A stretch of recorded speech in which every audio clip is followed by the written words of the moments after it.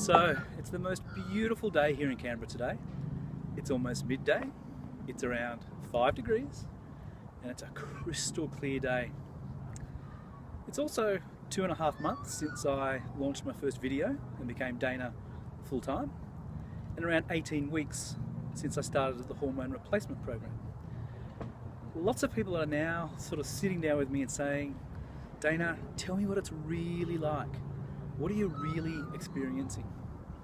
So I thought on this beautiful day, I'd go for a walk around the lake with you, maybe stop halfway and have a coffee, and see if I can't answer some of those questions for you. Sometimes what can seem like the simplest question can actually be one of the hardest to answer. Simple questions like, what do your kids call you?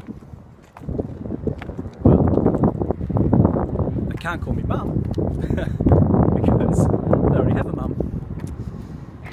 Zaya started to make up some names. She tried Maddie for mum and daddy. She tried Dee Dee instead of daddy. In the end, Jamie and Daniel and I sat down over a glass of inspiration fluid one night, and they said, well, even though you look different, you haven't really changed. You're still dad, you still have the same stupid sense of humour, and you still do the same stupid things. And you're still dad. So we all agreed that regardless of what I look like, I'd be dad. And so the kids call me dad, which is a lot of fun when I go to pick Zaya up from school and her little friends are there, and they'll come up to her and they'll say, is that your mum? And some days she'll say, yep. And other days she says, no, it's my cousin, which I don't know where that came from. And then other times she just goes, no, it's my dad. And he's turning into a girl, and they just kind of fall apart really, which is quite funny. I find with the kids, it doesn't really matter what their questions are, as long as you can give them a straight answer. They don't care, they don't judge, they're happy with the answer, and they go off and play.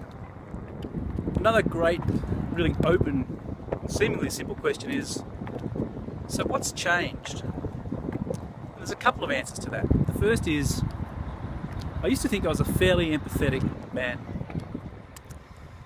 But I can tell you, since starting the hormone replacement, the level of emotions that I'm now experiencing are nothing like I could have imagined. And so I say to people now that I think I've got a career as a Venus and Mars translator. And what I mean by that is, guys, you have no idea. You can't imagine what your ladies are thinking and feeling in particular. And ladies, don't even try to understand how much your men are not feeling and not experiencing. If you've got any troubles, give me a call. I'll see if I can translate for you. And of course the other major change, something that I didn't expect and didn't anticipate, is that I've completely and totally lost the ability to reverse park my car. I just can't do it anymore. So two of the funnier things that I've heard come from a couple of people who I didn't really expect it from. The first was from Uncle Kev. Hey Uncle Kev, who wanted to know how I'm coping with the 20% pay cut. Very clever, Kev. And the other one was from an old mate of mine, the Baron, who wanted to know how I'm coping with getting more headaches these days. Cheeky bugger.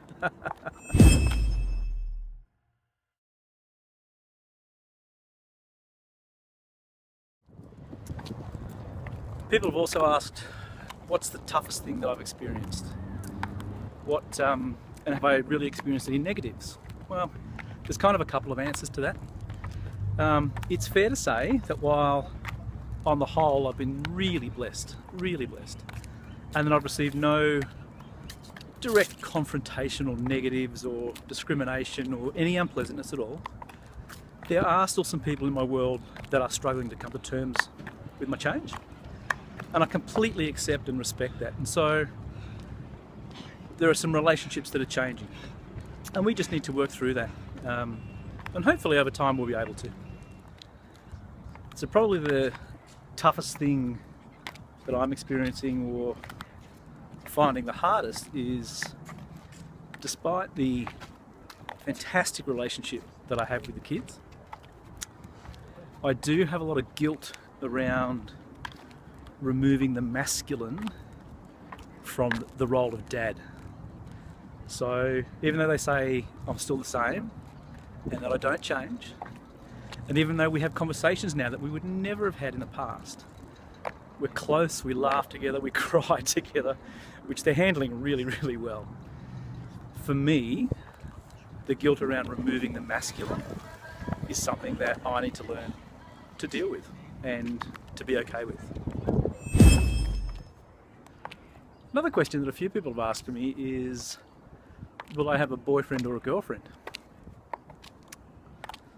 And the way that I answer that is to say that gender and sexual orientation are actually two completely separate things. So you just have to wait and see. So now we get to the tourism part of the walk. For those of you that haven't been to Canberra for a while or seen this part of the lake, we're on the southern part of the lake, southern side in the Parliamentary Triangle. And there are these two really great little wharf type areas that have been built where you can come and sit and enjoy the sun on beautiful days like this, and also grab yourself a coffee.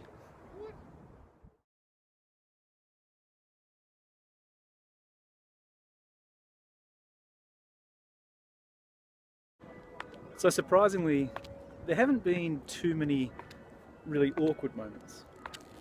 Although one that does spring to mind is one afternoon when I was going to after school care to pick Zaya up. I had somebody with me, and one of the carers there came up to me and said, "Oh, congratulations, I've seen your video, you look fantastic, and is this your boyfriend?"